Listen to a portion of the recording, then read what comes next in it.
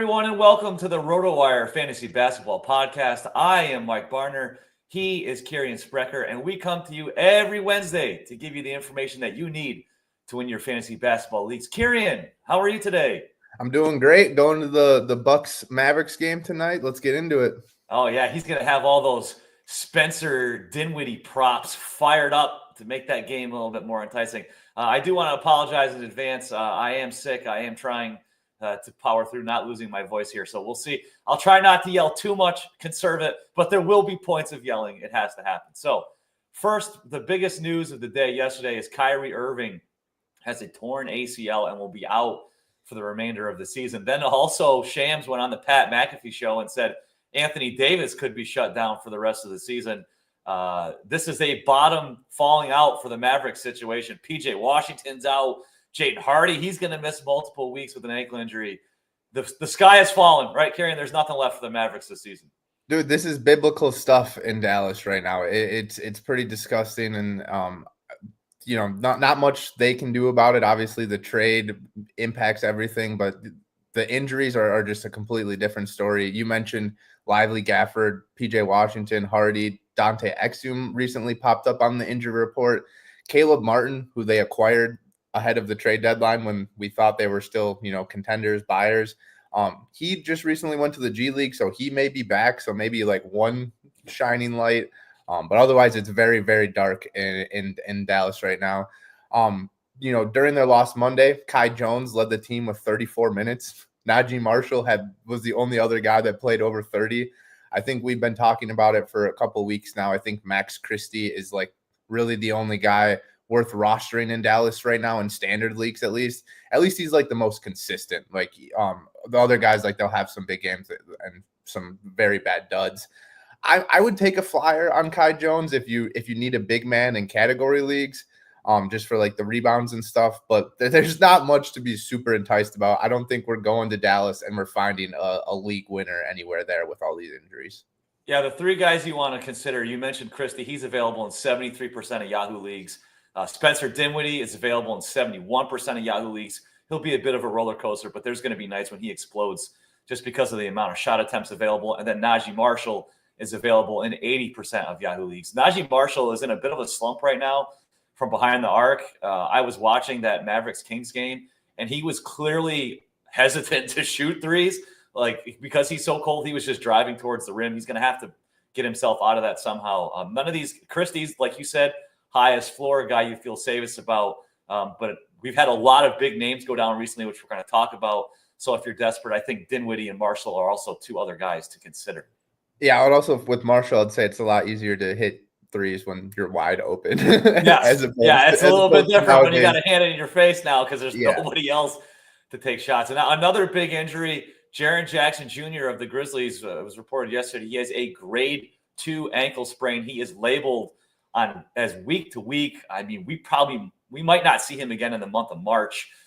Should provide a boost for Santi Aldama. However, he is questionable Wednesday with a calf injury. He's having a career season. He's averaging 12.8 points, 6.7 rebounds, 2.8 assists, and 1.8 3-pointers. A big thing for him, he's shooting 48.7% from the field. That boost in efficiency has been great. You might think, well, he's probably not available in my league. He's actually available in 49% of Yahoo leagues, so it's worth taking a quick look.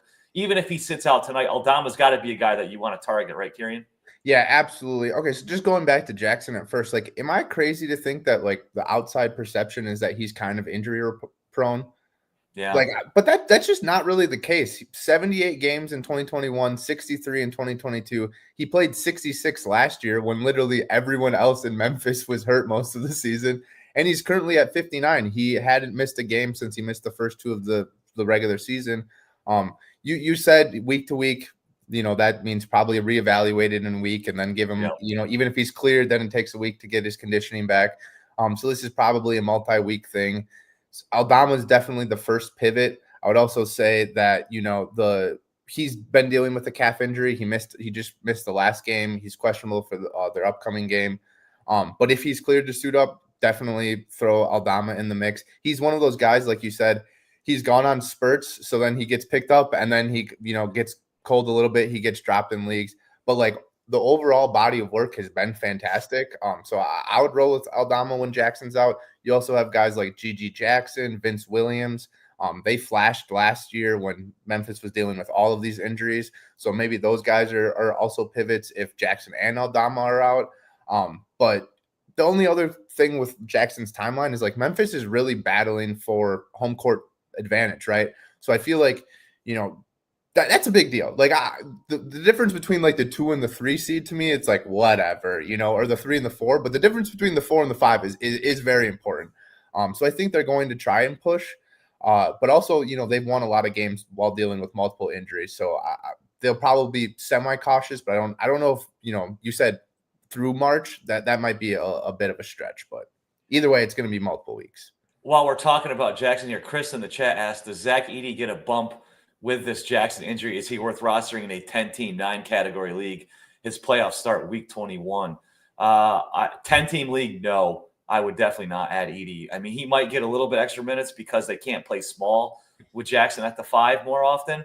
But, like you said, they also have Brandon Clark too. So There's other options here. He's not a 12-team league if you want to take a flyer maybe, but in a 10-team league, no, I would not add Edey. Yeah, I think, Edey played a season high 27 minutes in their last game on Monday. But that's a season high 27 minutes. Like if he, and I'm not like, I like Edey, but I think this is the role that we're going to see him in this season. I don't think we're going to see him in that expanded role until next season or a couple seasons beyond. They like what he does in that 20 to 26, 27 minute role. And he's just going to continue to play that role, whether Jackson's there or not. Now, Paul is also in the chat. He's our Pinky P guy. So we got to talk about Pinky P and the 76ers here. Tyrese Maxey did not play Tuesday against the Timberwolves with a back injury. Paul George did play, but then he left in the fourth quarter with a groin injury. Back injuries are concerned with Maxey here, so I don't really know what we're going to get from him down the stretch. George, he's a shutdown candidate at some point here. It's getting ugly for the 76ers. The Bulls are probably going to get the 10th seed by default simply because the Nets, yeah, that's right, Jerry Reinsdorf is pumping his fist, although he didn't get the home gate, so he's a little upset. Maxey back injuries are tricky. I don't think he's a shutdown candidate right now, but he could be. Paul George is definitely much more of a concern for a shutdown candidate. The big winner here, Quentin Grimes. He's averaging 19.8 points, 5.3 rebounds, 3.1 assists, 1.4 steals, and 2.6 threes over his last 8 games as a starter. And he shot 55% from the field during that stretch. Kirien, those are great numbers. He's still available in 61% of Yahoo leagues. Are people sleeping? Yeah, I mean, at this point in the season, I feel like a lot of teams may have, fallen out of the picture. Wake up, guys! Now. But you can still make moves in the last couple of weeks before the playoffs. Absolutely, especially when we start to see this silly season stuff. I'm sick and tired of talking about the Sixers every Wednesday, but it is our duty. They were talking. Nick Nurse was not happy about the Paul George injury. He said this is very, very, very concerning. So that's very, very, very concerning to us. We should know this is already going to happen. Not already going to happen, but like we knew that this was trending this way. Even if he was healthy, he was probably going to get shut down anyways. You mentioned it. Quentin Grimes is definitely the top ad here. Kelly Oubre, if Maxey's out, there's going to be a lot of more shots to go around. And then you also got guys like Yabusele and Lonnie Walker, like from out of the NBA to maybe fantasy playoff contributors. Maybe, probably not. But those are Yabusele and Lonnie Walker, probably 2 guys that would be good candidates in like a deeper points league if Maxey's out. But I've already kind of ridden Paul George off. Like he's out of my mind completely. So I'm sorry if you have him. He's probably worth dropping. Maxey, I think he'll play he'll play some more games, but you're not going to get much production out of him. Like if we're talking, who would I rather own or roster? Sorry, don't want to use that term. Who would I rather roster for the last couple of weeks? Tyrese Maxey, Paul George, or Quentin Grimes? I would probably say Quentin Grimes. Just out of like, he's going to play. Like I don't want to deal with these red question marks. Is that crazy to say? No. Tomorrow is the Yahoo trade deadline too, if you're playing on Yahoo. So if you get anything for Paul George of value, I would do it. And I would definitely shop Maxey too and see if you can get something for him because this is not I don't like back injuries on players on bad teams. Yeah. You notice the Jazz mark everybody with a back injury. So because back injuries, what are you going to say? You can't, oh, my back hurts today. Okay. How are we going to dispute that? Your back hurts. They're tricky injuries. So Utah even says like injury management. Like Collins has missed like 4 straight games due to injury management. Like you could literally just put tanking on the injury report. I don't think anyone would mind. That's right. All right. Another injured player, Bradley Beal, left Tuesday's game against the Clippers with left calf soreness. He played just 15 minutes. He was playing well since moving back into the starting 5. But again, here we've got the injury issues. Now, there could have been a potential here that the veterans on the Suns might get rested at some point down the stretch. But now that the Mavericks are probably going to fall down the standings, the Suns have a realistic shot at grabbing that 10th seed, which is probably good news for Beal. But, geez, he just can't stay healthy. It's weird, dude. The Suns, the Clippers, and the Mavs are all like right next to each other in the standings, right? And they're all playing terrible basketball. I know the Suns won last night. But that wasn't without KD and Mike Budenholzer having a weird little interaction where KD swiped his arm away. KD went off after that. But those 3 teams are fading. And it's it's going to be a battle of like who wants these final spots, who wants these play-in spots. Same old story with the Suns and Beal though. When Beal misses time, you look at Grayson Allen, you look at Royce O'Neal. Can they provide value when their 3-point shots are falling? Absolutely. When their 3-point shots aren't falling, they're a detriment in category leagues. So Bull has been an interesting situation there. Like it doesn't seem like Budenholzer fully trusts him, only on some occasions. Maybe if Beal's out for an extended time, Bull gets a little longer of a leash. Like I said, if these 3-point shots are falling, Allen, O'Neal, Bull. But we've seen this story so many times this season already. I feel like I'm just repeating myself. Like, if it works out sometimes, but it's not, those guys can't provide consistent value. So it's not a perfect pivot. Yeah. Christian Rogers in the chat here asked, is Bull a drop in a 14 teams points league? You're in a 14 teamer. I would probably hold him. Now, Bull is a roller coaster. Okay. There's going to be nights where he gets you 16 points, 8 rebounds, 2 steals, 3 blocks, and it's going to look great. And then there's going to be nights where he plays 7 minutes and he gets 4 points and a rebound. That just comes with the territory. But in a 14-team league with all of the injuries that we've seen across the league, I mean, unless you can get someone like Najee Marshall or Christie, like we talked about, sure, but I'd probably hold on to Bull. Yeah, I would have to agree, and especially in a 14-team league. Yeah. All right. Now, this is a bit of a somber note here. Our guy, Norman Powell. Oh, this hurt when I saw this news. Norman Powell is going to miss at least 10 days with his hamstring injury.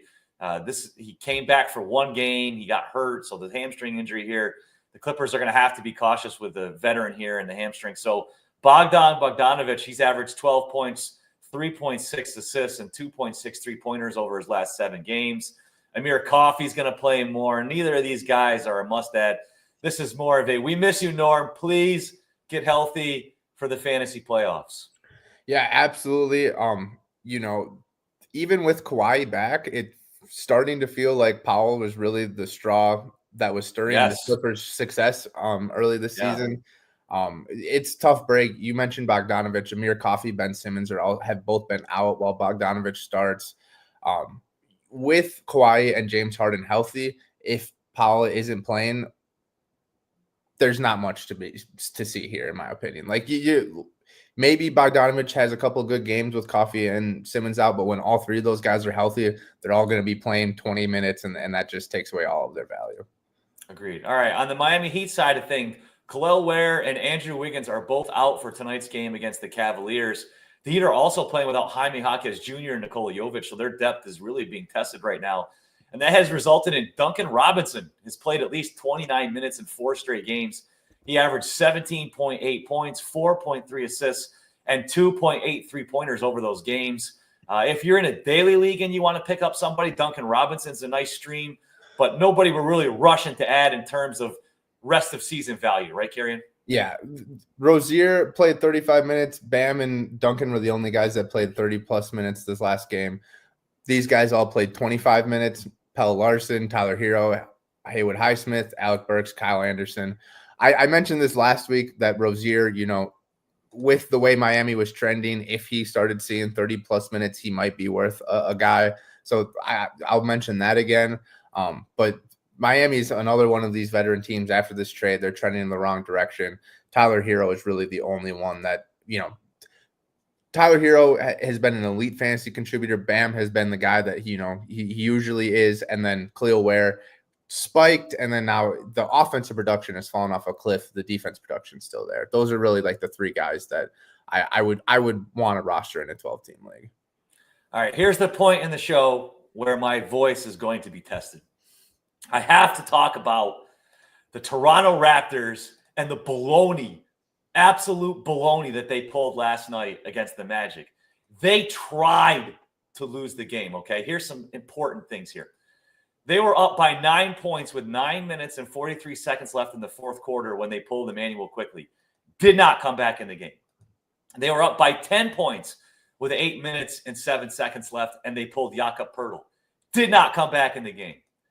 They were up by 9 points with 7 minutes and 49 seconds left when they pulled Scotty Barnes. Did not come back in the game. Okay, so remember that. They were up 9 points with 7 minutes and 49 seconds left. They were up by 2 points with a minute and 37 seconds. Time to bring the starters back in. No, time to pull RJ Barrett. He didn't come back in the game. So in a 2-point lead with a minute and 37 seconds left, the Toronto Raptors have pulled all of their starters. They have blown a 10-point lead. They are trying to lose the game. Thank goodness that the basketball gods intervened and they won on a Jacoby Walter ugly 3-point shot. The Raptors actually won the game. This is a bigger disgrace than the Utah Jazz ruling out 23-year-olds for rest in January. The Toronto Raptors had healthy starters, and they benched them in a game when they had a 10-point lead to try and lose. Kirien, I cannot understate this enough. This is one of the worst things I have seen in the NBA in decades. This is trash, garbage. I would immediately dock them a second-round pick if I'm Adam Silver. I would find them as much money as you could possibly find them. I don't care that they won the game. This is garbage, and this is why we're going to lose fans. I have an idea on how to fix this. But first, Kirien, what do you say about this baloney garbage move by the Raptors? I don't got much to say. I'm just disappointed in Darko. I thought he was bringing a different mentality, and if you've paid attention to the show, I've said all year, I can't wait till the Raptors starting lineup is healthy and to watch them all play again. And, obviously they're still missing some. Grady Dick wasn't playing. Brandon Ingram hasn't made his debut yet.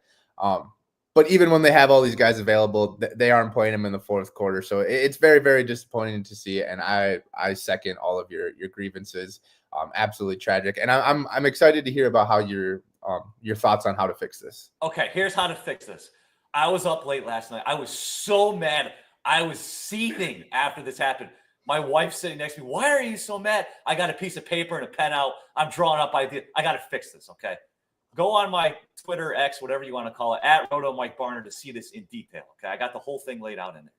Lottery balls are gone. This stuff doesn't work. Get rid of it. The NBA loves tournaments. We've got the NBA Cup. We've got the play-in tournament. We got all-star game tournaments now. We are going to have a tournament to determine the top seed and the order for the draft. The bottom 10 teams in the league will be in a tournament at the conclusion of the regular season to determine the draft order. The team that wins this tournament will have the top pick in the draft. The team that finishes in second will have the second pick, and it will descend based on that. It's weird. There's going to have to be multiple buys. The first and the second seeds are going to get first-round buys. We're going to reshuffle the seeds for the second round. Then in the third round, the top remaining seed is going to have to get another bye. But that's a good thing because if you are, say, the Phoenix Suns and you have the best record of these teams that don't make the playoffs, you'll get a bye in the first round. If you win in the second round, you then get a bye in the third round to automatically advance to the championship game. So you could win 2 games and get the first pick in the draft. If you're the Wizards, okay, you're the 10th seed. If you lose in the first round, guess what? You got the 10th pick in the draft. I am so sick of this tanking baloney garbage. If the NBA doesn't want to push the playoffs back, don't. Play these games in the afternoon. I'll watch them. Play them in the afternoon. Some more. We can't. This has to stop. I can't do it anymore, Kieran. I can't. I love basketball. I love the NBA. They're making a mockery of it. It's got to stop. And I, like we were talking about before the show, like I kind of am like on the side of like, it's nice to see Jacoby Walter hit a game winner and these guys to get a chance to play.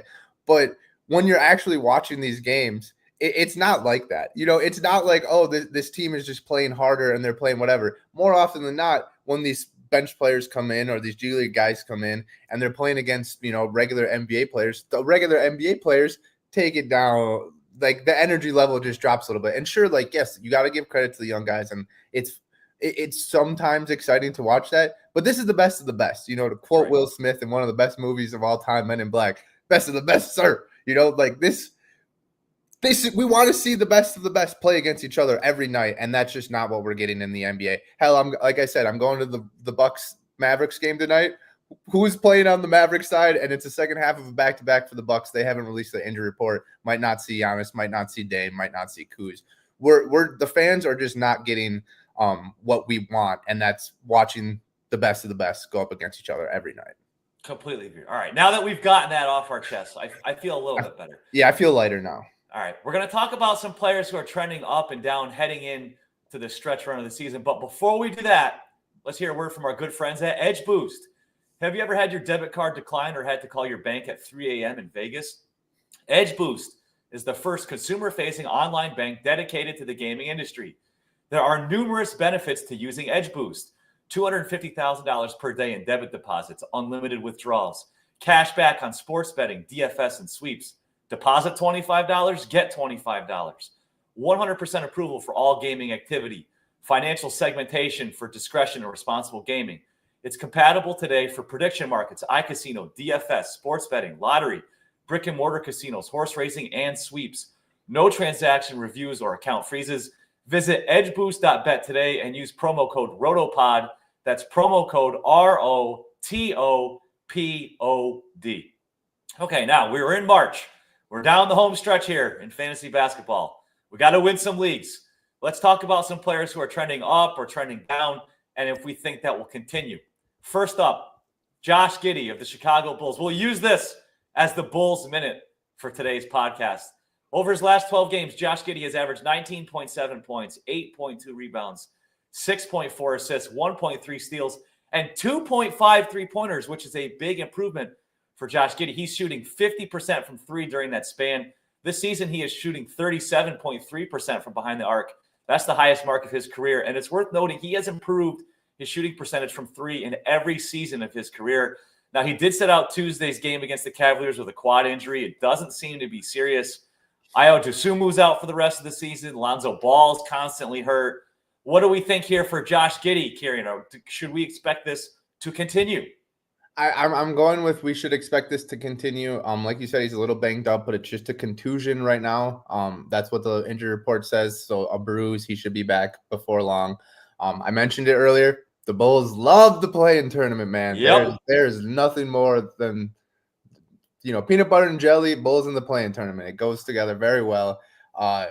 With no Levine, the Giddey, Vooch pick and roll should be good to go. I don't think the Bulls are going to be resting guys. They want to get in that 10th seed, or get into that play-in tournament any way they can. I'm expecting Giddey's production to continue. I agree. I think we're going to see a big stretch run here for Giddey. And Vucevic, they're talking about he should be back on this 2-game Florida trip. Yep. So if you're all pumped up about Zach Collins, he's been great with Vucevic out. But the Bulls are not going to sit Vucevic. As soon as he comes back, he's playing 30-plus minutes every night. Yeah, he's like a bull. Like you're not going to be able to keep him in the reins too much. No. If he says he's cleared to play, he's going to find his way onto the court. That's right. All right. Desmond Bane of the Memphis Grizzlies averaging 21.7 points, 7.8 rebounds, 5.6 assists, and 2.1 three-pointers over his last 11 games. He is shooting a career-high 49% from the field this season. We talked about Jaren Jackson Jr. He could miss maybe the next month. John Morant has been in and out of the lineup with injuries. This has been a great stretch run here for Desmond Bane. And do we think it will continue, Kyrie? I'm going to go yes. You mentioned Jaren Jackson, John Morant have been out. Desmond Bane has been leading the show. Even when those guys come back, Desmond Bane is one of those players that is, so often people talk about positionless basketball, but really a lot of guys have a role when they come onto the court. Desmond Bane is one of those guys that can play any role. He can be the lead ball handler. He can be the off guard with John Morant. He can play big and guard, a Kevin Durant or whatever. It doesn't matter who's on the court. Right now, they're missing 2 starters. So Desmond Bane his production is going to spike. Even when those starters come back, he'll still continue this strong production. I think Bane is, a lock, even in like 8 teams, 10 team leagues, like I'm putting him in my lineup and I'm not thinking about it twice, unless one of those, dangerous red Qs pop up.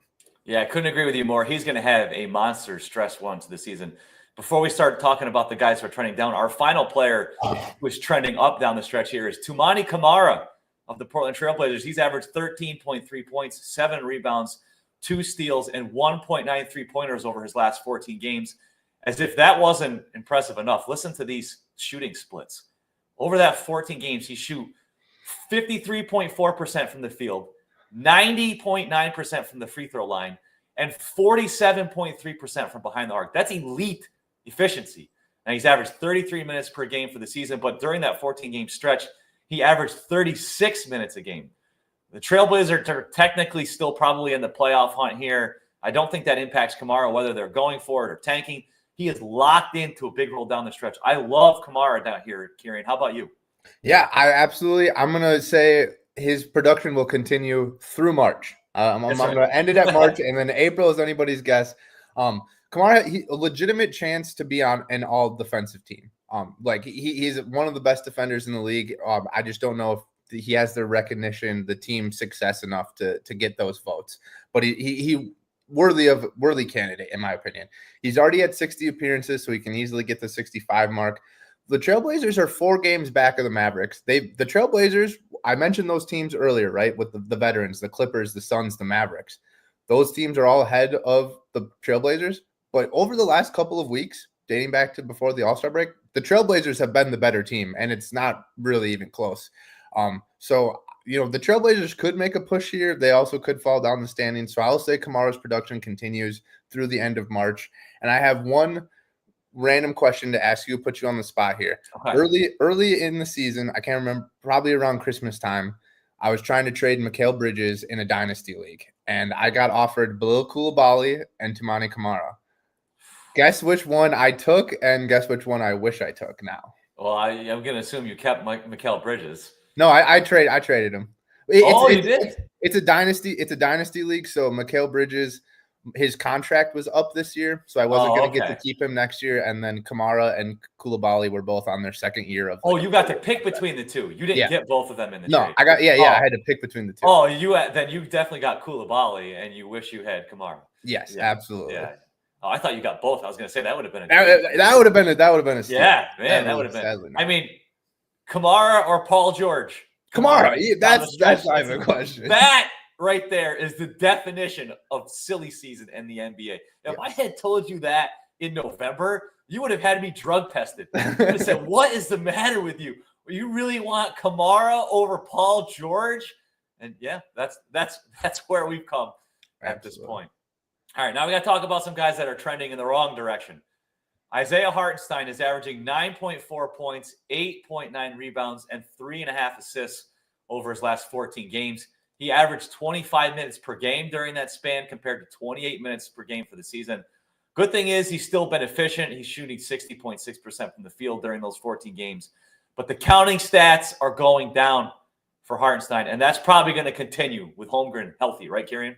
Yeah, the biggest thing here is Hardy hasn't played 30 minutes since February 12th, even when Chet has sat out back-to-backs recently. So then the offensive stats, like the rebounds, points, and assists that you mentioned, they're down slightly, but like that's not what's really impacting him right now in fantasy. It's his defense production. Over the last 17 games, he's averaging 0.6 steals and 0.8 blocks. When he was with New York last year, he averaged 1.2 steals and 1.1 blocks. So that's the biggest thing for fantasy. I think he can, that defensive production will grow, or like, bounce back or revert back to the mean, whatever term you want to use. But I don't think he's going to all of a sudden be like a top 30 player again, like he was last year, because just in a different situation.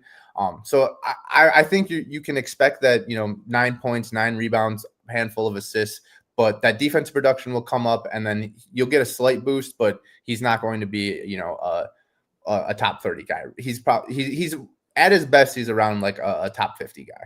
Yeah, he's not someone to drop or be panicking and try to trade, but it's clearly not going to be what it was when Holmgren was hurt. Yeah, you have to realize that and temper your expectation and make other moves around the edges to try and help make up for what you're going to lose there. Still keep him, still have confidence, still roll him out there every time he plays. But just remember that the Hartenstein pre-Holmgren return is not the same as the Holmgren that we're getting right now. All right. Cam Johnson of the Brooklyn Nets is averaging 16.9 points, 4.1 rebounds, 3 assists, and 2.2 3-pointers over his last 11 games. The big reason that we're talking about him is he only shot 41.3% from the field during that span. That's tough for a guy who doesn't provide a ton of rebounds and assists. He's shooting 47.3% for the season, so that's a big drop. And another concerning trend, he's averaging 32 minutes per game for the season, but he's averaged 30 minutes over that 11-game span that we talked about. Cam Thomas is back. D'Angelo Russell is back. The Nets going to go for it, or are they going to keep trying to tank? But the concern, are you concerned about Cam Johnson here and what we're going to get from him down the stretch? Yeah, I think this is just who Cam is, right? Like as soon as guys get hurt and you want him to shoot more, that efficiency is going to drop. And when, he's on a good team, his efficiency is going to be there, but he's not going to get enough touches.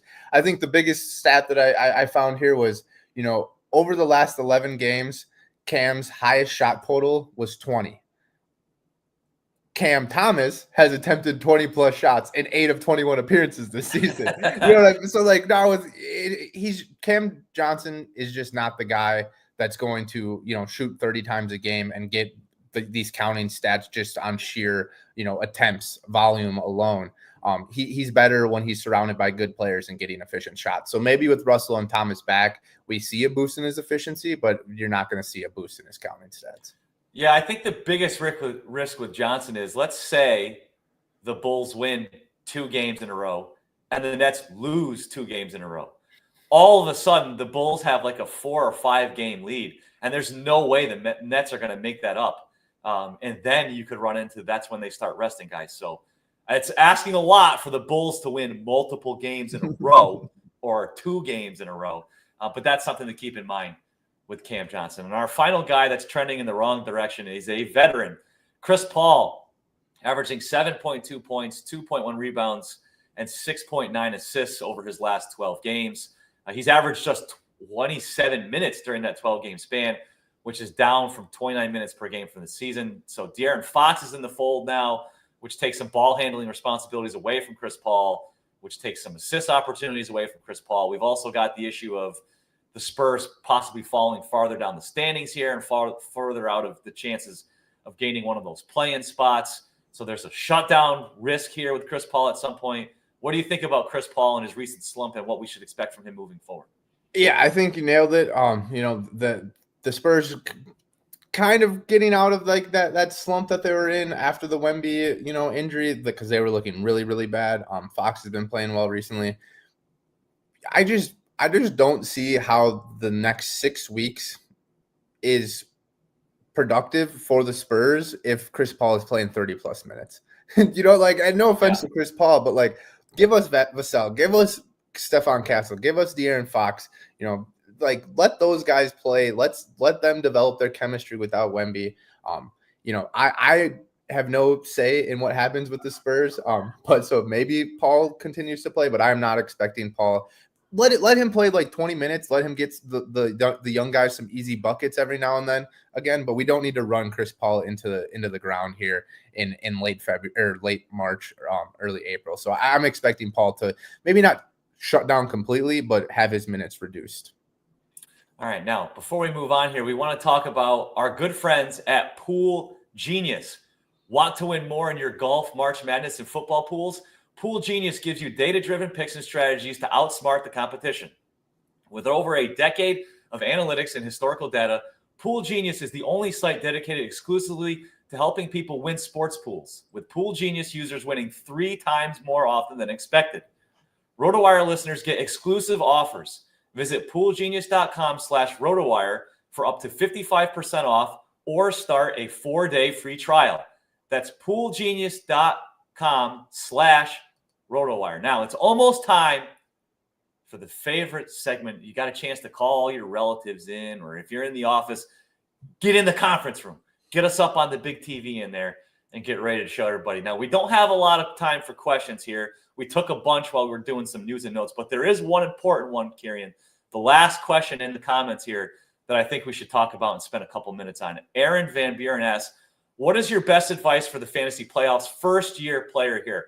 I'll start first, Aaron. I think the biggest thing, you have to ignore draft cost on the players on your team. As for instance, Paul George was probably someone that you drafted pretty early and thought highly of. I would rather have Karis LeVert on my team right now than Paul George. You have to make decisions based on the now, not what you drafted players at. So Tyrese Maxey, someone I'd be looking to trade. LaMelo Ball, get something for him. Trade something for him. Anything that you can be useful for. And you can't be waiting on guys. Jaren Jackson Jr., if you're in a fight just to make the playoffs, or if you're going to be in a fight to get out of the first round, maybe you're one of the lower seeds, you got to play the best team in the league. I'm sorry, you got to drop them, and you got to pick up somebody that can help you now. So those are the kind of moves that I would recommend making. Ignore draft capital, ignore the name of the player, and focus on the current situation. What about you, Kirien? That's absolutely great advice. The only thing I would add is be very aware of your league settings. So like some, obviously you're probably aware if you're in a points or a category league by now, rotisserie, et cetera, et cetera. If you're in a points league and you're in the playoffs, maybe you have a 2-week-long scoring period. Maybe there's only a 1-week-long scoring period. Maybe the first couple of rounds are 1 week and the championship is 2 weeks. Just be very aware of that, and if you're in a points league, be very aware of games played, right? So like this week, everybody's on 3 or 4 game weeks, but that difference between starting Max Christie on a 4-game week as opposed to starting, I can't think of a good example right now, but as opposed to starting a player that's slightly better, but they're only on 3-game week, right? So like, 3-game week. So that's very important. More opportunities, more chances for points.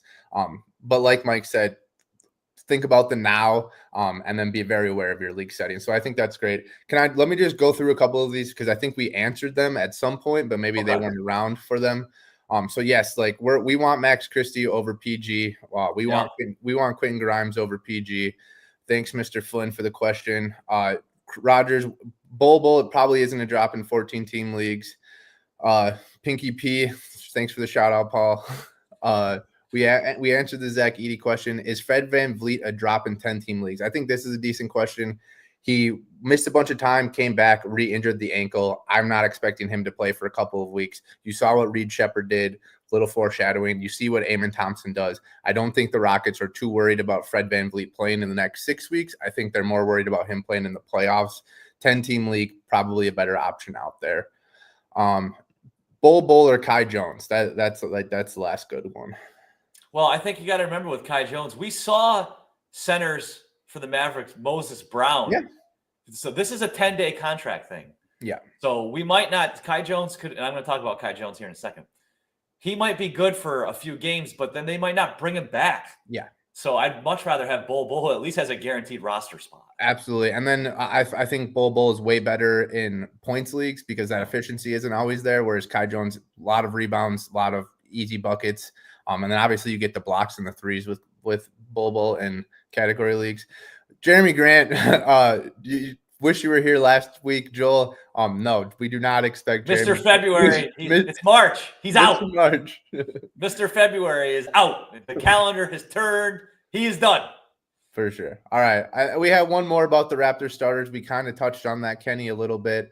I'm a big Darko supporter. I did not expect the tanking to happen last night, but after last night, all bets are off.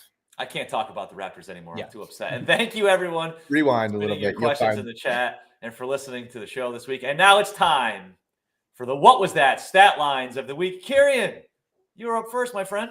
All right. So I just mentioned this youngster's name, this rookie's name, Reed Shepherd. He became the first player in NBA history to record 25 plus points, 5 plus assists, 3 plus made threes, and 3 plus stocks, steals, and blocks in his first career NBA start. That's per Opta Sports.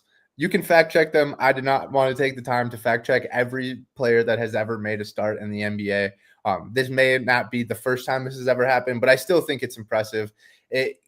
Houston's so good that they haven't needed Reed to be a stud.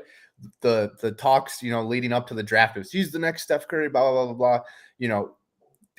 I think personally, as a young guy, you want to come in, you want to play, but playing behind Fred VanVleet, NBA champion, playing behind guys like Dylan Brooks, crazy defensive guy, well established in the leagues. He's only going to get better going up against these guys in practice. He finally got a chance to show what he could do. Maybe he gets some more opportunities. But anybody that, has been holding the torch in dynasty leagues, Reed Shepherd is going to be a stud in this league in the next, 4 or 5 years. Yeah, the Rockets are going to have to make some decisions probably this offseason. They have so much depth. Yeah. At some point, you've got to pare it down. I mean, you can't have 12 good guys. You want to have like 9, all right? Not like really good NBA players. You want to have like 9. If you have 12 or 13 of them, those guys between 9 and 12 and 9 and 13, they're just not playing enough to develop. So they're going to have to make some moves at some point. Now, we've talked about Kai Jones, and he is what was that stat line of the week? On March 3rd, he had 21 points, 8 rebounds, and 1 block over 34 minutes. What was that? That was unbelievable. He hadn't scored more than 7 points in any of his previous 28 games with the Clippers earlier this season. His previous career high for points in a game was 12. So he almost doubled that. He had that last season when he was a member of the Hornets. I think that maybe that was like the official kickoff of the silly season to see Kai Jones have 21 points and 8 rebounds over 34 minutes. No real fantasy takeaway here. But what was that? That was a great stat line from Kai Jones. And we're going to see probably some crazy stat lines from a lot of guys you haven't heard about very much on the Mavericks down the stretch. I got firsthand experience tonight. I'll let you guys all know next Wednesday who the top Mavericks are. So if you see someone in the stands looking at their phone, it's Kirien, because he's got all kinds of weird player props going on for tonight. He's going deep. Who's like the 9th man for the Mavericks? Do they even have a 9th man tonight? Probably not. I'm going all in on Kessler Edwards. Every defensive stat that I can think of. Yeah, Prosper. What are we going to get from him tonight? We're going to get a double out of him, maybe. I think they dropped Kyler Kelly. He was a hot guy for a little bit. Oh man, talk about desperate times.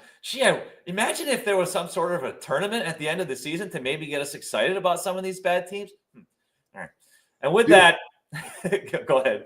Dude, what do you think Klay Thompson's thinking right now? I feel bad for that guy. He's gonna be out on his boat, and he's gonna call in and say, "Oh, the anchor came loose. I'm adrift. I'm not gonna make it tonight, guys. Sorry, I dropped the anchor somewhere and I lost it." That's a great place to end the show tonight or today. Feels like tonight it's raining and snowy and dark. That's right. Well, thank you everyone for listening to the RotoWire Fantasy Basketball Podcast. We appreciate you watching us here on YouTube or listening to us wherever you get your podcast. And don't forget to go to rotowire.com/pod for a free look behind our paywall. Like we talked about, tomorrow is the trade deadline in Yahoo League. So I have an article coming out today about some players to target or sell in regards to that. And with that, we will talk to you again next week, next Wednesday. Kerry and I do have a little surprise.